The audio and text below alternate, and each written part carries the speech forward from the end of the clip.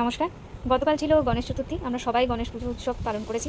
তো আমরা সবাইকে জানাই গণেশ চতুর্থীর অনেক অনেক শুভেচ্ছা। গণেশ পুজো হিন্দু সনাতনী ধর্মে কী সিগনিফাই করে বা কী বোঝায়? গণেশ পুজো জেনারেলি করা হয় যে কোনো কিছু শুভারম্ভে, মানে কোনো কিছুর শুভ উদ্বোধনে বা প্রথম শুরুতে, যেমন গৃহপ্রবেশ বা ইত্যাদি। আমি এইটুকুই আশা করব এই গণেশ পুজোর পুণ্যার্থে যেন আমাদের এই মনুষ্য জাতির একটা শুভ সূচনা করুক। আমরা বর্তমানে খুব কঠিন পরিস্থিতির মধ্যে দিয়ে চলেছি। শুধু একটা সরকারের বদল হলেই চলবে তা নয়, এবং হতে পারে পরবর্তী সরকারও একই দিকে চললো।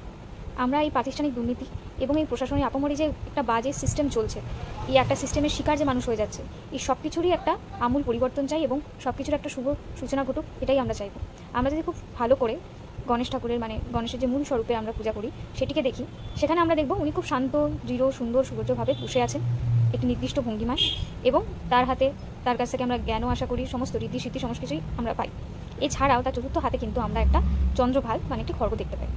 তাই আমাদের একটা মনে হতেই পারে উনি তো খুবই শান্তশিষ্ট দেবতা, ওনার ক্ষেত্রে খুব বেশি আমরা খারাপ কিছু বা উনি অনেক কিছু বধ করেছেন সেরকম কিছু শুনি না। কিন্তু আমরা এটুকুই বুঝতে পারি যে কোনো আমাদের দেবতা যাদেরকে আমরা পূজা করি, তারা আদতে তাদের সৌম্যর উপর আছে, তাদের উগলাতি উগ্রর উপর রয়েছে।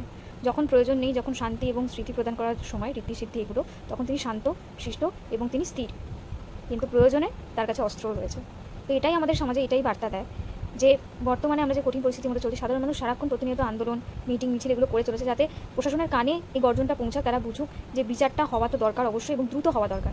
এই যে ডেটের পর ডেট, তারিখ দিতেই থাকে, এইভাবে জিনিসগুলোকে ডিলে করে সাধারণ মানুষের উৎসাহ উদ্যমকে এবারে দমাতে পারেনি। আজকে 9ই আগস্ট একটি অত্যন্ত জঘন্য ঘটনা ঘটেছে আরজি করে, এবং আগামীকাল 9ই সেপ্টেম্বর। আমরা সত্যি বিচার চাই এবং আমরা আশা করব যে সুপ্রিম কোর্টও সেই মতোই তাদের রায় ঘোষণা করবে। পুজোর এই সুন্দর বার্তাটি নিয়ে আমি আমার ভিডিওটি শেষ করছি। আশা করি আপনারা সকলেই বুঝতে পারছেন যে আমাদের সকলকে স্থির থাকতে হবে, শান্ত থাকতে হবে, যেভাবে আমরা আন্দোলন করছি অরাজনৈতিকভাবে সেভাবেই চালিয়ে নিয়ে যেতে হবে, এবং প্রয়োজনে গর্জে উঠতে হবে। নমস্কার।